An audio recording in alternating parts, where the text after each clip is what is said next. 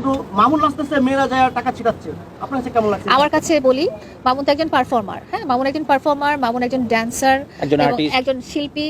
এখন মামুন এমন একটা মানুষ যে সমস্ত পরিবেশটাকেই মন্ত্রমুগ্ধ করে রাখতে পারে। তাকে দেখলে আপনিও একদম অন্যরকম হয়ে যান।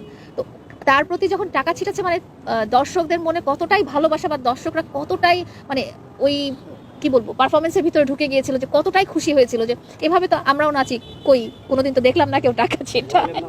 মামুনের যখনই কোনো ভালো কিছু হয় তখনই আমি খুব ভালো ফিল করি। একাকিত্ব, শূন্যতা, শূন্যতা, একাকিত্ব, ওইটা ব্যক্তিগত জায়গায় ওটা তো থাকবেই। একটা মানুষের সাথে এত বছর ছিলাম, ওইটা তো আলাদা ব্যাপার।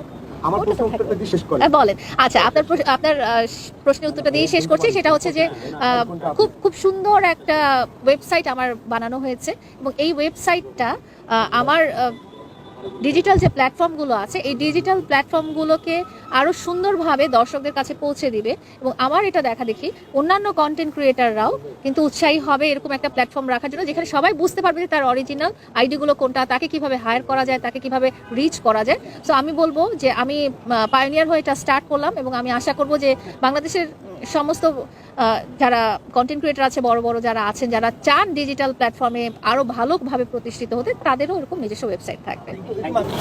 মেধাবী মানুষকে হচ্ছে কি, মেধার যদি জিনিসটা ভান্ডারটা দেয় তাহলে সে মেধার জিনিসটা বুঝবে। সে একজন উদ্যোক্তা হওয়ার মতো তার মধ্যে অ্যাবিলিটি আছে বা ক্ষমতা আছে, বিধেই তাকে ওই সাপোর্টটা দিয়েছি। অনেক হাজার মানুষ আমার পরিচিত আছে, শুধু যে মামুন তা না, তাহলে আমি অন্য জনকেও দিতাম। সো তার মধ্যে আমি ওই জিনিসটা দেখেছি যে তাকে যদি আমি এক দিই, সে 4 বানাতে পারবে, আর ইনশাল্লাহ সে 1কে 4 বানাতে পারছে এবং পসিবল।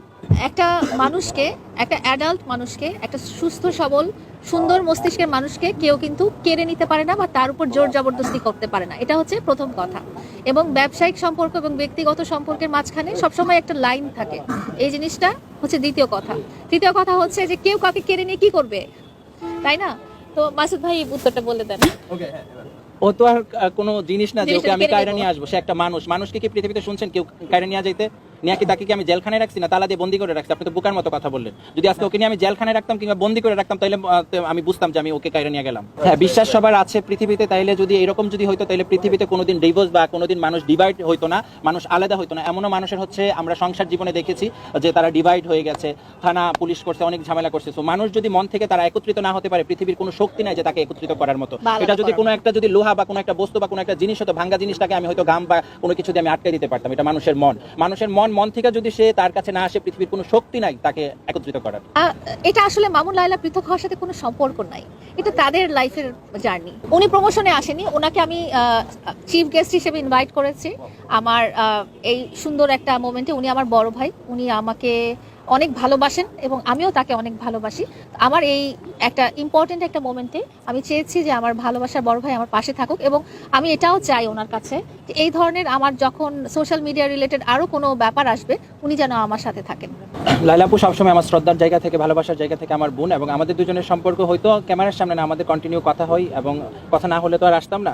একটা ঝামেলা হইলে একটু হয়তো মুখ কালাকালি এটা হতেই পারে, এটা প্রত্যেকটা ফ্যামিলিতেই হয়ে থাকে। তো লায়লা আপুর সাথে সবসময় সম্মানের জায়গা থেকে, ভালোবাসার জায়গা থেকে, শ্রদ্ধার জায়গা থেকে সবসময় আমার আপুর জন্য ভালোবাসা। আর যে কোনো ভালো মুহূর্ত খারাপ মুহূর্ত আমি সবসময় তো ভাই তো বোনের পাশে থাকবেই।